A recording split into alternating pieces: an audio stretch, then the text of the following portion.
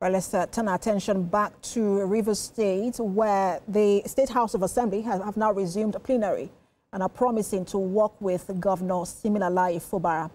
To have more conversation on this, we're joined by the that's a special advisor to a former Minister of State for Works, Dr. Yemi Olayinka. Good to have you join us.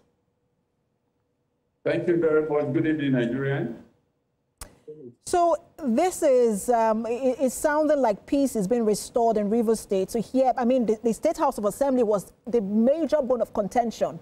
I mean, all of that political crisis we saw in that state. With this new statement of the promise of peace coming from the State House of Assembly, what do you make of this new political dispensation in Rivers? Well, I think both the House of Assembly and the governor have learned their lessons, and that the purpose to which they were elected in the first instance should be given a consideration. So they should put people at the back of their mind in whatever they want to do now. They have seen that there is no benefit for the people if they continue in crisis. And in the first instance, we should even give kudos to Mr. President for declaring that state of emergency at that time. Otherwise, maybe not. What we're witnessing today would have been possible. Is it really lessons learned? Because for some people who have been reacting to the development in Rivers, they believe that the powers of the governor has been largely whittled down, and that is as good as having a state of emergency because they don't think that he has, so much power right now as a governor to enact any sort of policy in that state without questioning. I don't get the question, please. Can you come again? You were saying that both sides have learned their lesson, and I was saying that for a lot of people, it's not really about lessons learned. What they are saying is, look, the powers of the governor has been largely whittled down. It's more of a compromise from the end of the governor, and I just want to get your reaction to that.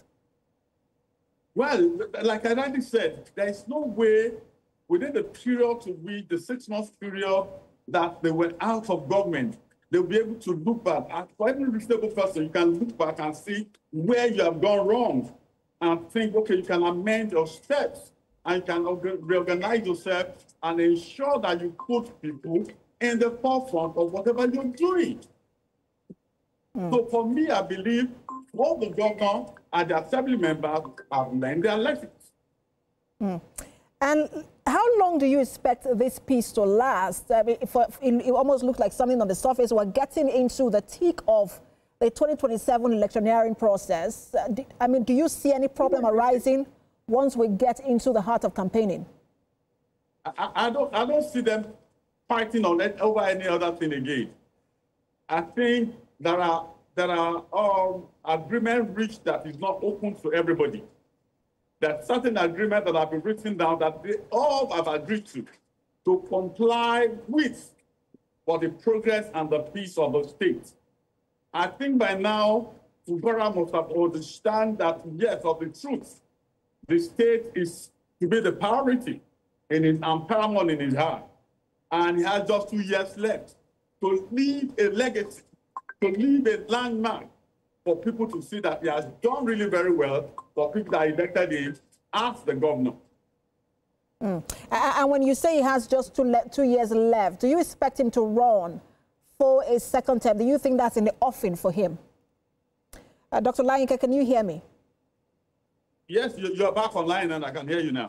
All right, so I was asking you, you said that he has 2 years more to leave a legacy, and that's for this tenure. And I was asking you if you think that he's going to run again for a second term. Do you think that's in the offing for him?